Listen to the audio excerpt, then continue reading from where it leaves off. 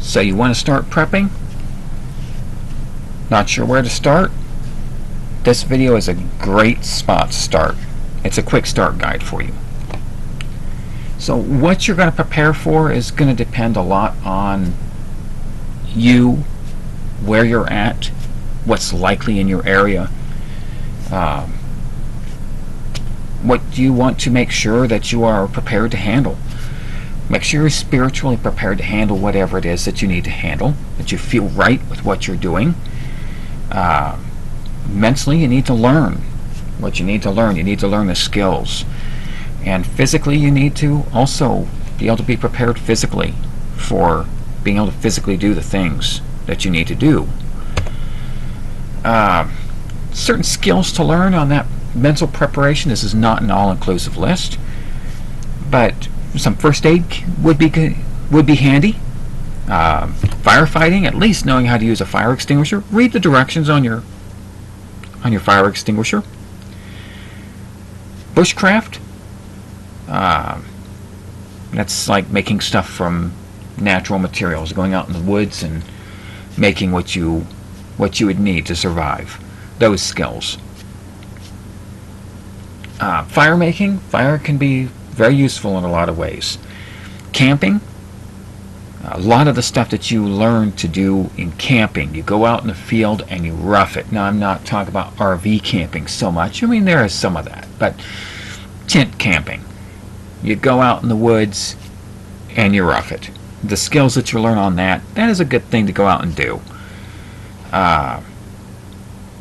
Food preservation, yes, knowing how to preserve your food for longer term. Cooking, how to take that preserved food and turn it into a meal. If you're not already cooking for yourself, it would be a good thing to start learning some recipes. Get yourself a cookbook and learn some recipes. Mending, fixing things, sewing, and crafting, making things. This is not an all-inclusive list, but it is a start. Now, how do I start physical preparations? Well, I start with a plan. You want to figure out what you need, what you are planning to do, and what are you going to need to do that. What types of tools do you want to have on hand? What skills do you need to learn? What tools do you need to have to be able to use those skills? And make a list of what you need. And then look through what you already own. Don't go out and add the things to the list of things that you need if you already own it. And for the things that is the difference on that, whatever's left over that you still need out of what you don't already own, make it or buy it. Make it is best. It's more custom to what you need, and it'll hopefully cost you less, but it'll certainly be more what you're after.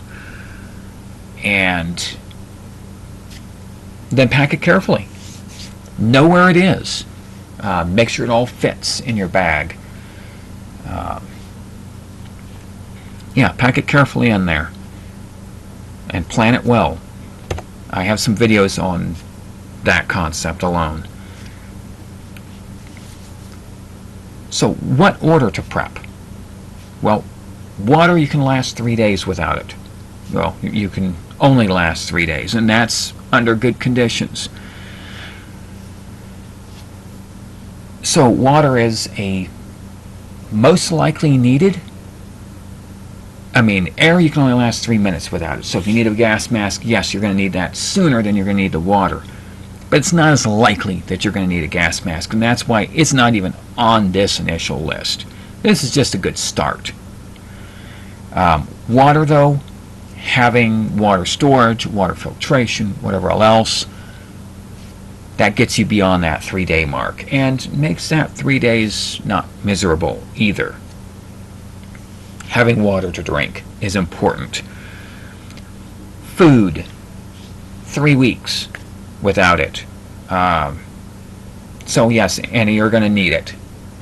That's something that you're just guaranteed to need.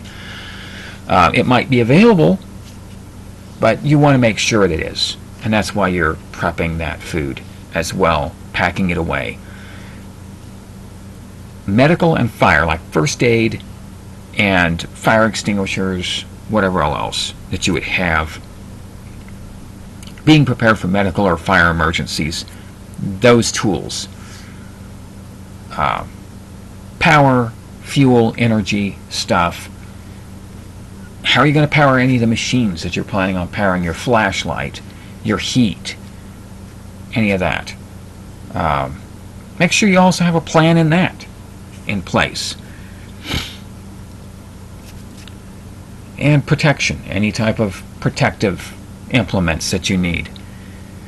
I start with a basic household kit, and that would be dealing with your first aid kit, your smoke detector, your fire extinguisher, your fire blanket, your fire escape ladders, any of that type of stuff for a medical or fire emergency in your house. Just that basic household preparedness stuff for day-to-day life. I start with that. And then I'm going to work on my bug out bag. That would be my next thing that I would work on. Because if you have 3 days of food and water in a bug out bag, you're going to be okay being able to deploy that inside your house. Most things that you need, you can use your bug out bag for. Now, there are some things you're going to plan, like, a campfire. You might be dependent on your bug out bag, and that's not going to work very well in your living room. So, but that you're going to work on after you're done with your bug out bag. Work on getting those other things in order for the indoor use if you needed to.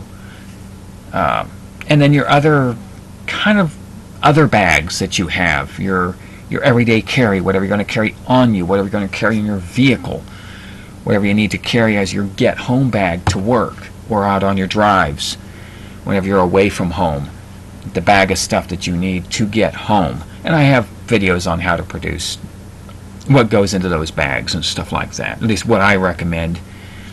And it's all variable. Depends on you, what your needs are, what your concerns are. It depends on what you're going to put in them. The Federal Emergency Management Administration, or FEMA, says you need to be able to be on your own for 72 hours after an emergency. It could take them up to 72 hours to get the cavalry to you, to get any type of rescue or help to you. So it takes them time to get started. They want to make sure that you should be on your own for 72 hours at the minimum. Doesn't hurt to be prepared for longer.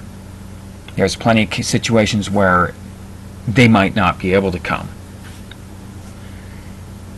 But at least 72 hours.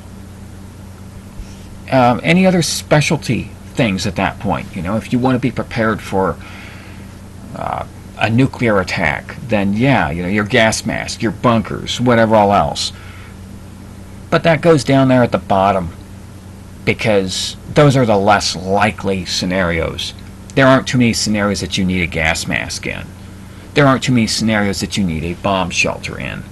So I would focus on those last. Thank you for watching.